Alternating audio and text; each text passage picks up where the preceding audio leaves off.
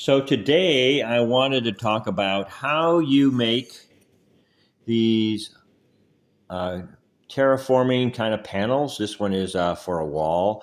You can see there's texture on it here. So they get made in molds that you kind of like plaster Paris. You probably used it in the past, but this is really lightweight and it cures relatively quickly. You kind of hear it kind of sounds like a dish. It is using this lightweight hydrocal. You can see it's from Woodland Scenics. I use a lot of these products on my train layouts. You can see that a little bit later. These, when you're done with these, I put these in place on the layout, and then you don't paint these. You actually use a product, once again, a product from the same company, and these are more like stain. They actually will stain that plaster of Paris or lightweight hydrocal, as it's called, very realistically, and you can kind of see some of those things. And those are actual here. These rocks. This right here probably is also made out of the same stuff. It gets stained, and it really looks like rock or earth, whatever you're trying to make it do. I have bought some different molds you see here. Let me show a little mold here. You can see that is a three-dimensional mold. This takes about 150 milliliters of the material to fill. Some of these can be very deep, very large, and they would take a large portion of the box I just showed you to fill these to be part of your layout. Here's another one here. And I bought these not to make so many big pieces. Let me see here. Kind of see that? See how it's quite a big depression in there. This would be if you wanted to fill the whole thing. Once again, it's going to take a lot of that material. But what I've used it for is I've partially filled it in different areas to make different appearances of the rock, and then I strategically put them on my layout. But you can imagine if you have large layouts and you have a lot of space to look like rock, these would be a pretty quick way to do it. The hydrocal isn't cheap, but it's very effective.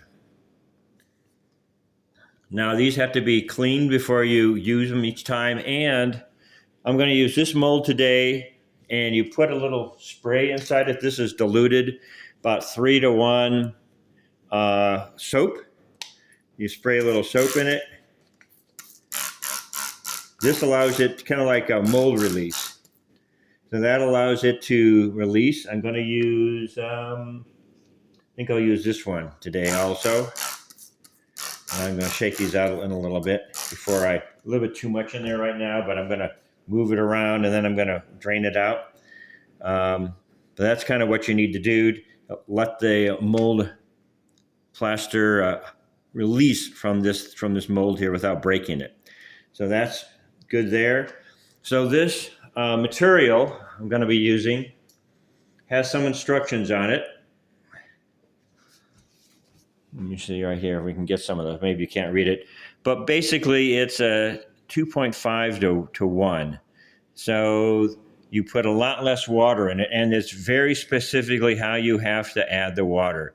And actually what you do is you get the powder set up and in a separate cup, and then you get the water in a different cup, and you actually pour the powder on top of the water and let it set. And this is allowing the water to be reintroduced into the material. You have to let it set there for 2 minutes. Then after that 2 minutes, you stir it for 1 to 2 minutes to mix it. You'll see when it starts to basically get fully mixed to be very liquidy. Then you pour it into the mold, and that hardens relatively quickly, but I typically don't try to unmold them for at least the next day. And then they say don't try to put pigment on it until at least has dried 24 hours. I bought from Amazon some of these very low-cost plastic disposable but graduated plastic containers here. Maybe you can see. They have, it's in milliliters and ounces. I've been using the milliliters.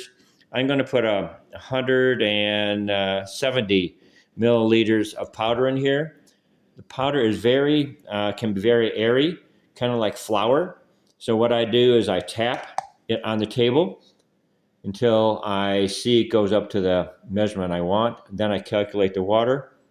I found that it takes maybe a little less water to make it come out the best. Too much water, and these will be very airy. They'll be full of bubbles. You'll see a bunch of bubbles in here, and they'll break very easily. But this is, I wouldn't say it's strong, but you can handle it easily. It's not going to fall apart. It's you can see very smooth. You can see this is where I backside where I poured it in. So it looks pretty good. I'm going to set up the powder right now, and we'll go to the next step.